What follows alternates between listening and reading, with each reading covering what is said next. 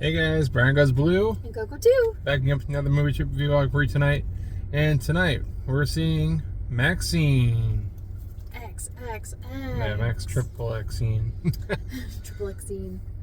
Oh my goodness. It feels so good to hear you say that. Yeah. I feel like we've been waiting to see this for About a year and a half. A really long time. Yeah, because X and Pearl came out in the same year, and then this one took an entire Pearl.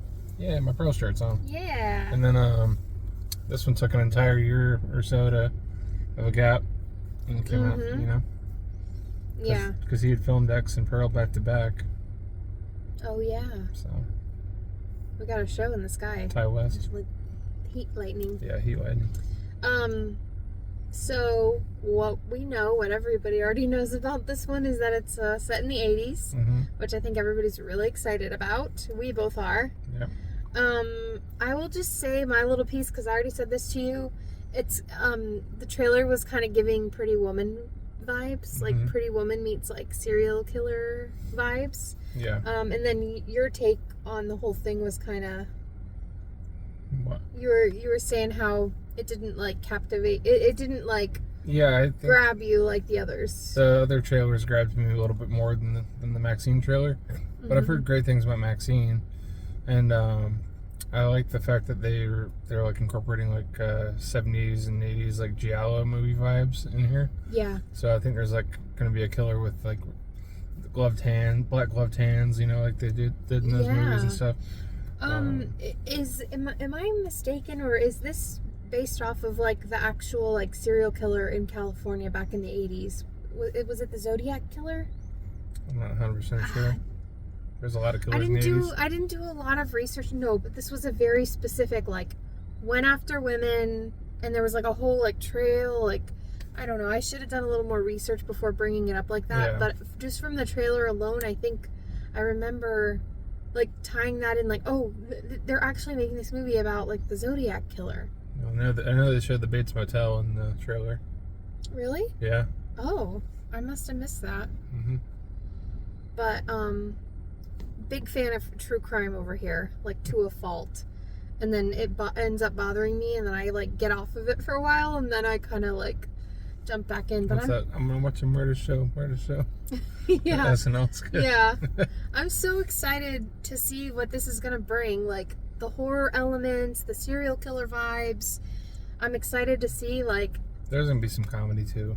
Yeah. Kevin Bacon's in here. Oh, that's right. I think isn't Bobby Cannavale in here? I think so. I don't know. Forget who else is in here. There's some notable names though, for sure. Yeah. Do you want me to look? Sure. Yeah. Well, real quick. Yeah. We're seeing the late show, but it's an early screening. Yeah, it's an early access screening on Wednesday, so we're a couple days before everybody else sees it on Friday. Yeah. Hopefully there'll be like a poster or something. I don't know. We've been getting lucky with that lately, but okay. You taught me always to go to IMDb, which I don't always do that, so okay. What we got? That acts like I've never done this before. Where on here are they exactly? I don't see them. Yes. Oh, okay, there we go. Already got. Let's see. Anybody I know? Giancarlo Esposito. That's what I was thinking of from Breaking Bad. Oh yes. He was also in Abigail. And then Halsey's in here too. That's right. Yep. Kevin Bacon.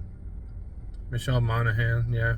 Bobby Cannavale. Is that? Yeah. That's what you already said. Him. Yeah. That didn't register in my head when you said his name. Oh, I like cool. Toby Huss. He's pretty good too. Lily Collins is in here. Oh. That girl's name is Alice in Wonderland? Alice in Wonderland? Is that like a fake name? What name? What are you, Seal? I think that's pretty much it as far as people we know. Okay, well that's really cool.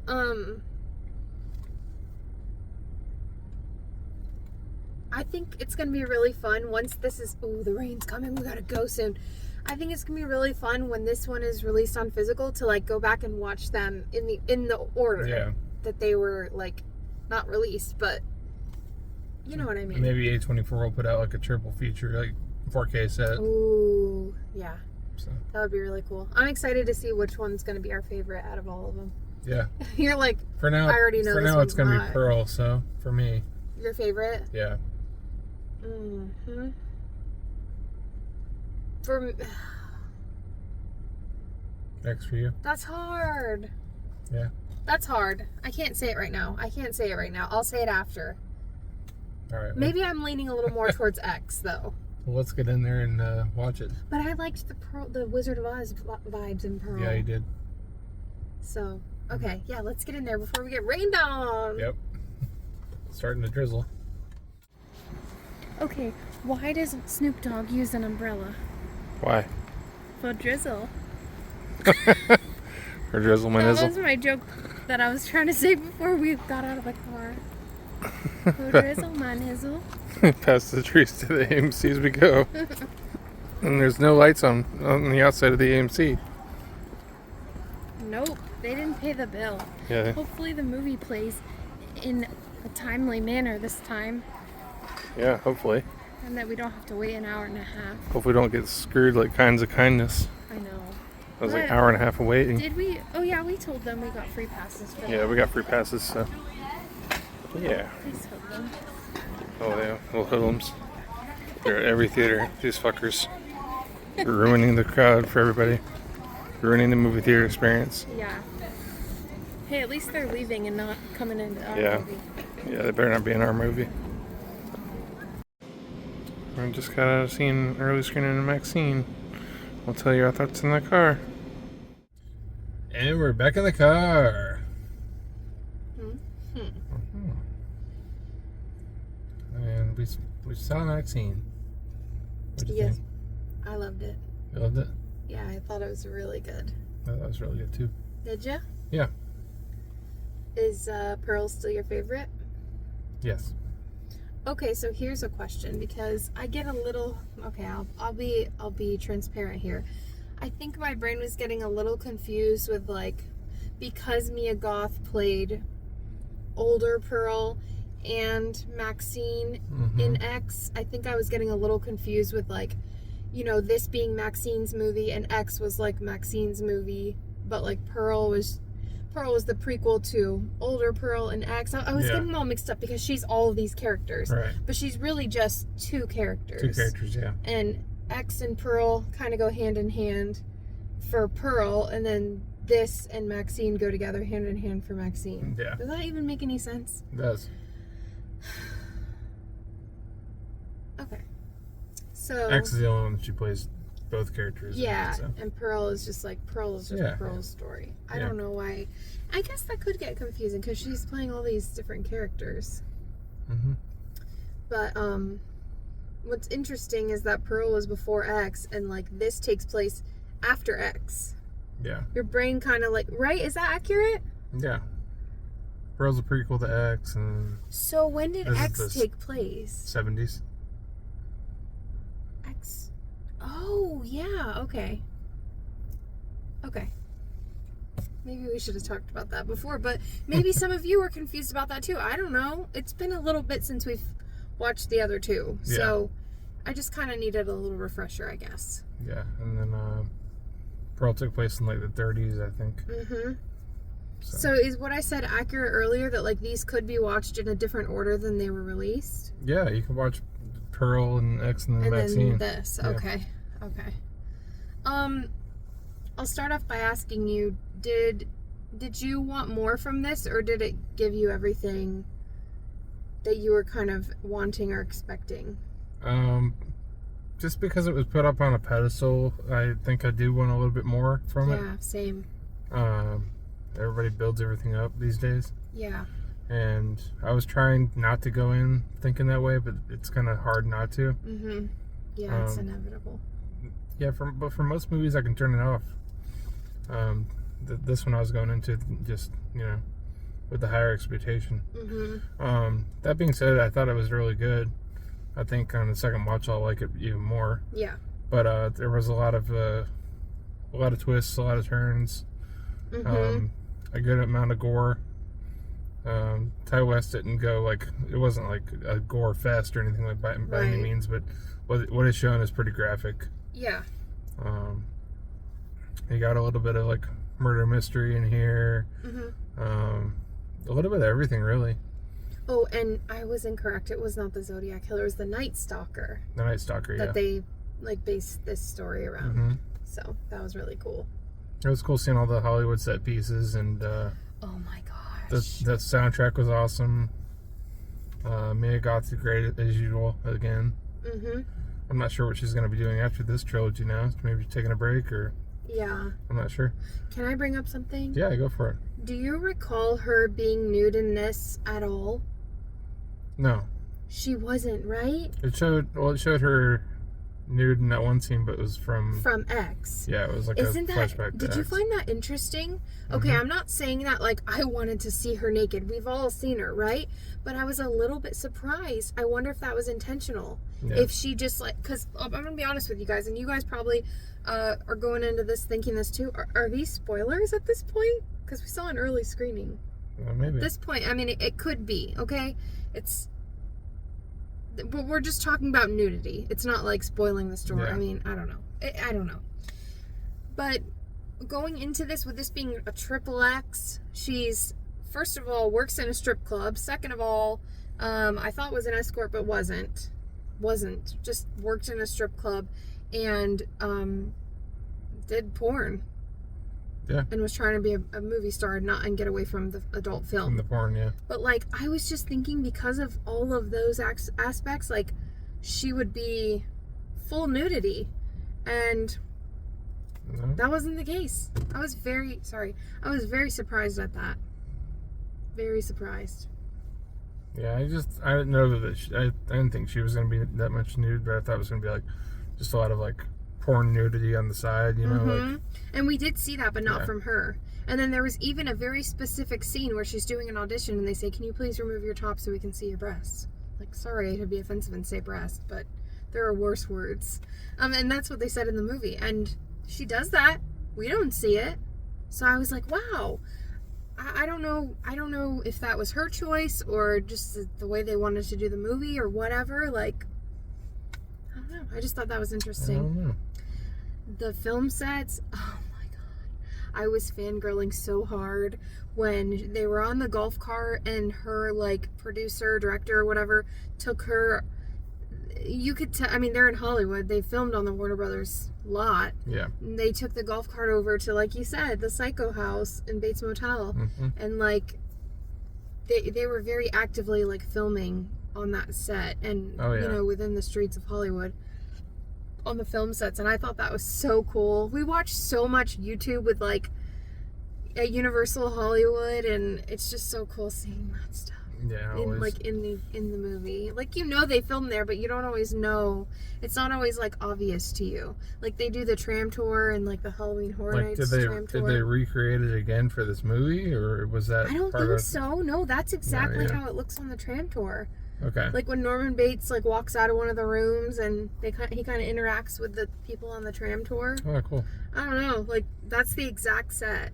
I would think it looks identical. Yeah, it probably is.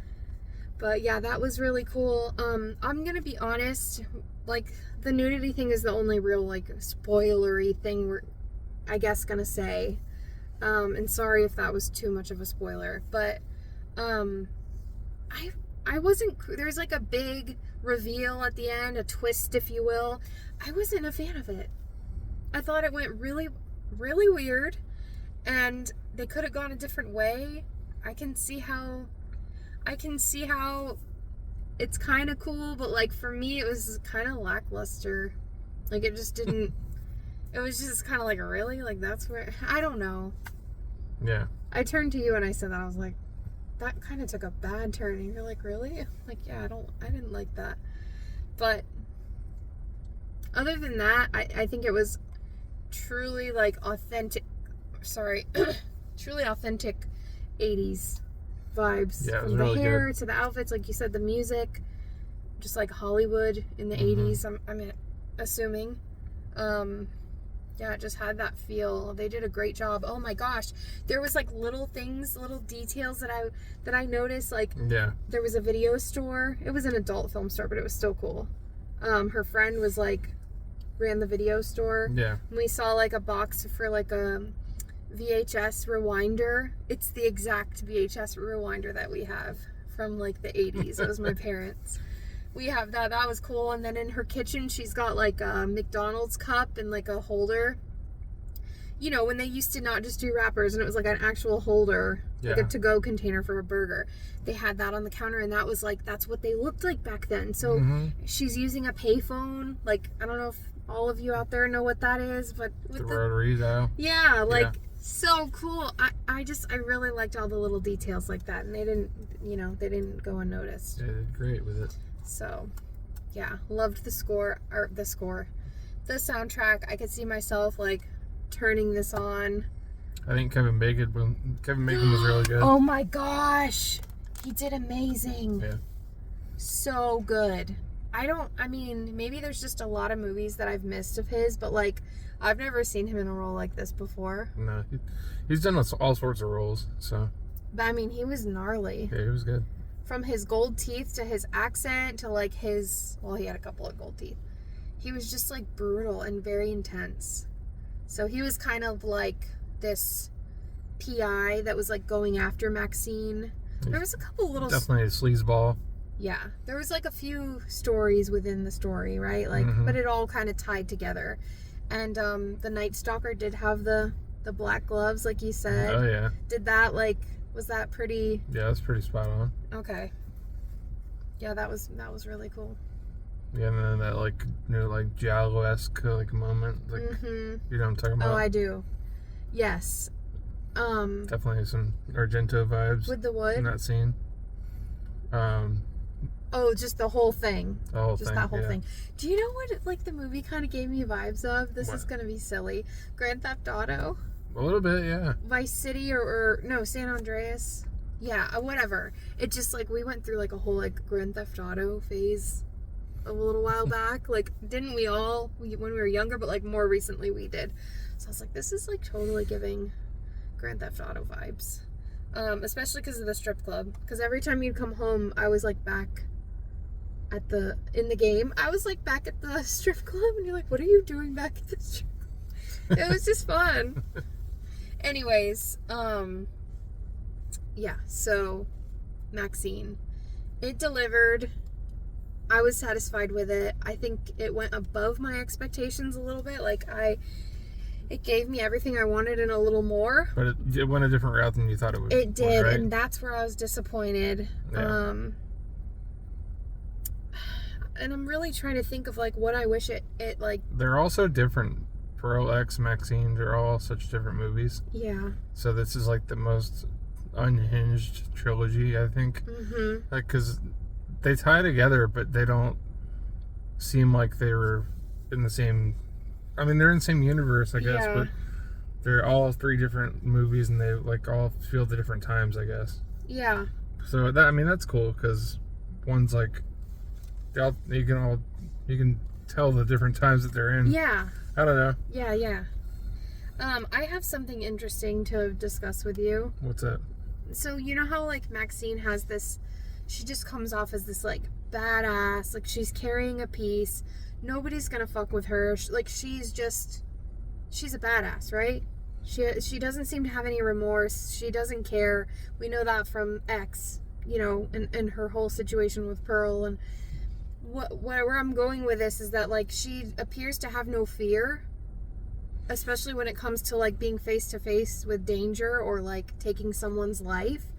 But she's, like, in this one having these flashbacks, and this is not a spoiler because if you've seen X, you know what happens to Pearl because of Maxxxine. But in this one, I was not expecting her to, like, still be having such vivid flashbacks of, like, everything that happened in X, specifically with Pearl. Right. Do you know what I mean? She just doesn't seem like the type that would have had that sort of, like, remorse or guilt or, you know?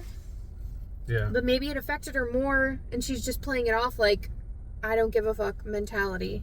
Probably. Do you know what I'm saying, though? Like, I was a little surprised that the Pearl flashbacks were, like, popping up so often. I think they were trying to tie it all together because they're trying to make it feel like it was, like, a lot closer in time. Maybe it's just because we haven't watched X in a while. Yeah. It feels so, like, far apart. Right. But I mean, she's a human being. Of course, she's gonna feel something. You know, like she's not a serial killer. That's like no remorse whatsoever. But there was some like Hollywood. Well, we won't get into that too deeply. But there was some like little Hollywood little things. How they're like, you know, exposing Hollywood and like big Hollywood parties up in the hills and Yep. you know, just stuff like that. And that's how these girls were getting in trouble with the night stalker. Mm-hmm. I think Halsey did a great job. It was cool seeing her. I don't know if is this her first I don't think acting gig. I think she's done acting before. I like her as an artist. I honestly don't know what else she's been in, but she did a great job. And oh, your boy from 9 Perfect Strangers, Bobby Cannavale. Yeah, and the other, the lady cop. Yeah, he's good. They both did a great job. Mm-hmm. They had like the Michelle Monaghan. Yeah, they had like the bad cop, good cop thing going on. I think that's where the most humor was. Would you agree? Like you said, there's going to be humor in this, and it was definitely them. Mm-hmm. But or a little banter between each other. Mm-hmm. Yeah. So this kind of leaves us. Not kind of. It totally leaves us open. You know, with where Maxxxine is at now. So I wonder what will happen next, if they'll continue with this or whatever. They could. But I'm glad that we got to see an early screening, so we got the jump a couple days early. Yeah. Our theater was supposed to be like packed, but there were people that didn't show up to their seats, I guess. So we didn't even have people sitting on either side of us. Yeah, it was cool. Yeah. So stay after the previews, stay after the credits. What do you rate it? I'm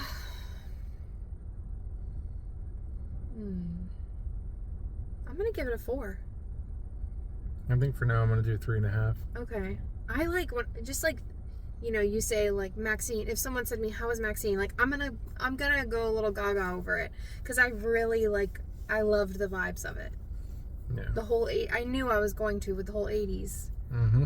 I just think they captured it. I think the 80s. There's like I've seen like memes online, and it's like how people think of the 80s, and it's like a picture of like neons and sunglasses and bandanas and like, you know, just all of like that kind of a and then it's like how the 80s really was, and it's like your grandmother's brown living room with like the brown couch and the yellows and the oranges, you know, it's like, and this is, and the big wood furniture, it's like, and this is what the 80s was really like. I don't know, I always just think that's kind of funny.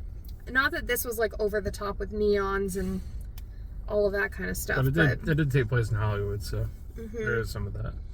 Yeah. So did we cover everything pretty much? I think so. Okay. I didn't want to spoil the whole movie or anything, so. Did I? No, you didn't. Oh, okay. I was like, oops.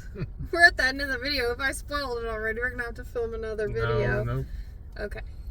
I was trying to avoid major spoilers, but the nudity thing really, like, I had to bring that up because I was just like, what the heck? Like,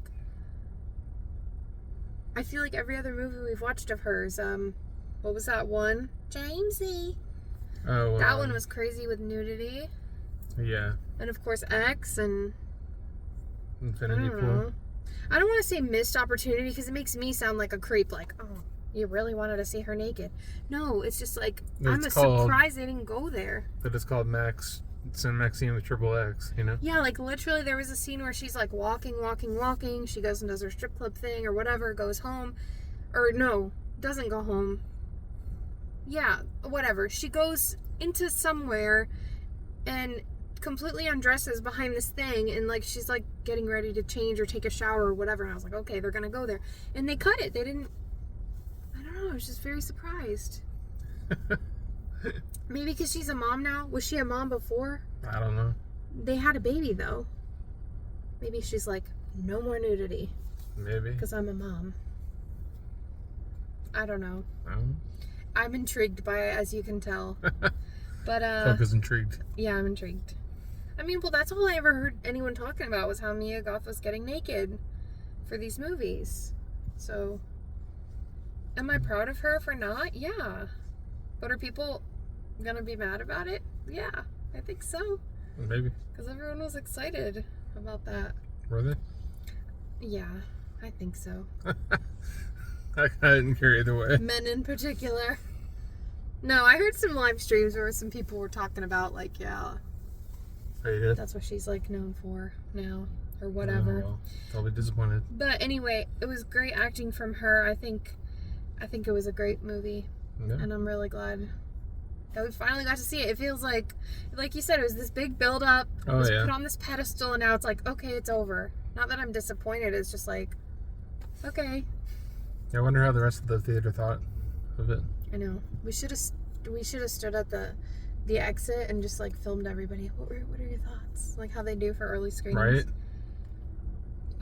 Right. Do you mind being on film? What are your thoughts? You want to be on our YouTube channel? We would never. That'd be cool. It would be cool. But yeah. That's our review. That's it? Okay. For Maxxxine, I guess. Unless you want to keep going. No, I'm good. Going. No, I'm good. It's after midnight. Nothing good happens after midnight. Yeah. So. Brian Goes Blue. Oh. What's that? Have a happy and... Oh my God. Have a happy and safe 4th of July, everybody.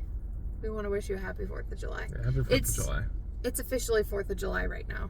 For us, yes. Yes. For you. For you. We hope that you had a happy and safe 4th of July.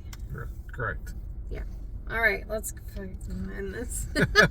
Brian Goes Blue. Go too. Sign out. Bye, guys. Bye. Bonus footage. I was going to say, and we're back in the car. No, now we're at our house. But we forgot to say that we were really excited that the year that this movie took place, or the year that the movie Maxxxine took place, yeah. It was 1985. My birth year. Yeah, and it was just your birthday. Yeah. And the movie that was playing at the theater on the marquee in the movie was St. Elmo's Fire. Yeah, and which is really exciting. They were playing the Man in Motion song as well, so. That is the song. Yeah. Oh, okay. Yeah, it's called St. Elmo's Fire. It's called Man in Motion. It's called St. Elmo's Fire. Nope. It's called Man in Motion? Yeah. Okay, that's what we were going to say too. It was really cool that they used Casey Kasem's voice, and when Maxxxine was driving the car, that was like the top hit on the radio. Yeah. So that was cool. Okay, it's both, honey. It's both. All right. St. Elmo's Fire, Man in Motion. All right, fine. Okay. So yeah, we just wanted to throw that in there because it was something exciting. So it was relevant. Go see the movie. Have fun. Let us know what you think after you do.